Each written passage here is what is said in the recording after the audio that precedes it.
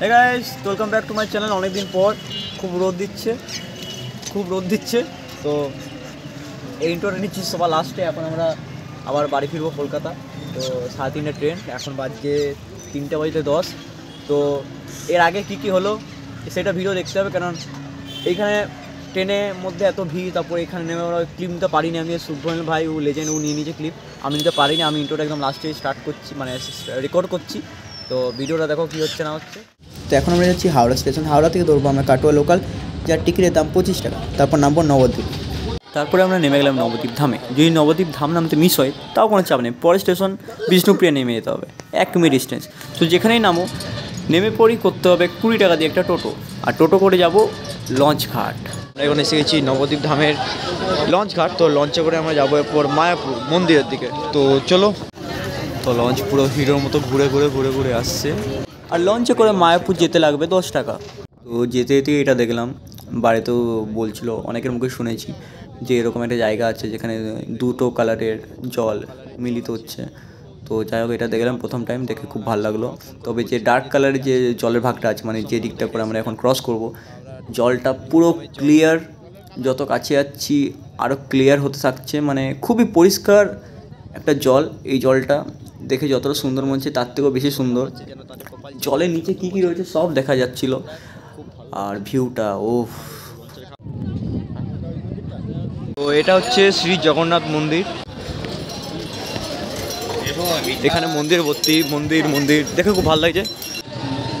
ষড়ভুজ শ্রী মহাপ্রভু দর্শন করুন। তো এটা আরও একটা মন্দির, শ্রী গোপীনাথ গৌদিয়া মঠ, পুলিন বিহারী তোরণ, ঈশ্বরদান, শ্রী কৃষ্ণ চৈতন্য মঠ, শ্রী মায়াপুর।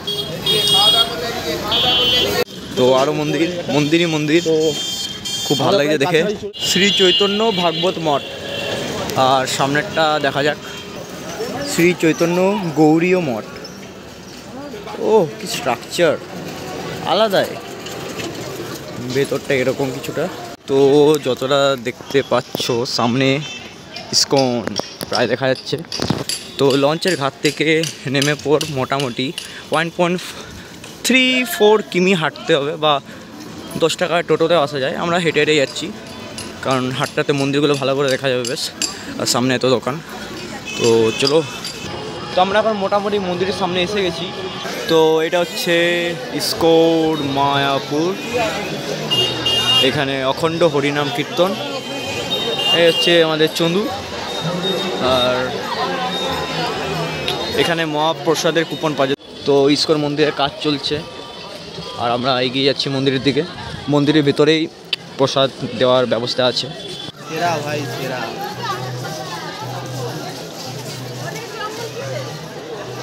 যেমনটা আমি ভাবছিলাম মন্দিরে ফোন নিয়ে ঢোকা যাবে না, তার জন্য এখানে ব্যবস্থা রয়েছে। জুতা রাখার জন্য কোনো টাকা লাগবে না, এবং আমরা ব্যাগ মোবাইল রাখলাম, তার জন্য আমাদের টোটাল লাগলো 30 টাকা। তো এই প্রথমে যেটা দেখতে পাচ্ছ ওখানে জুতো রাখা, তারপরটা ব্যাগ মোবাইল ওইরকম। তারপর আমরা মন্দিরে গেলাম, পুজো দিলাম, প্রসাদ নিলাম, প্রদীপ দেখালাম, ঠাকুরের আরতি হচ্ছিলো ওটা থেকে আশীর্বাদ নিলাম। তারপর একদম সামনে থেকে রাধাকৃষ্ণকে দেখলাম, খুব ভালোভাবে ঠাকুর দর্শন করলাম, প্রভুপাদজিকে দেখলাম, অনেক কিছু দেখলাম, মন ভরে ঠাকুরকে দেখলাম। তারপরে 1, 2, 3 মন্দির বন্ধ হলো, বেরিয়ে গেলাম। আর এটা হচ্ছে তার পাশেই একটা রেস্টুরেন্ট। তো এটা হচ্ছে মায়াপুর ডিজিটাল থিয়েটার, 360 স্ক্রিনে 2D 3D পুরো স্ক্রিনে দেখানো হয় আমাদের ধার্মিক জিনিস। তো স্পেশাল অফার চলছে এখন 40 টাকা, 20% অফ। গ্যাস এই মাত্র এখানে একটা কুকুর ছিল, এই তো কুকুর। তো সারাদিন কিছু খাইনি, তাই প্রচুর খেতে পাচ্ছিলো। তাই পুজো দিয়েই মন্দিরের বাইরেই একটা হোটেলে আমি খাচ্ছিলাম 5 পিস লুচি, আর এই তো হাঙ্গর 1 নম্বরে 8-9টা খেয়েছে মনে হয়। তো 3:30 ট্রেন, এখন বাজে 3:10। খুব ভালো একটা ওয়েটিং রুম দেখতে পেয়েছি এখন।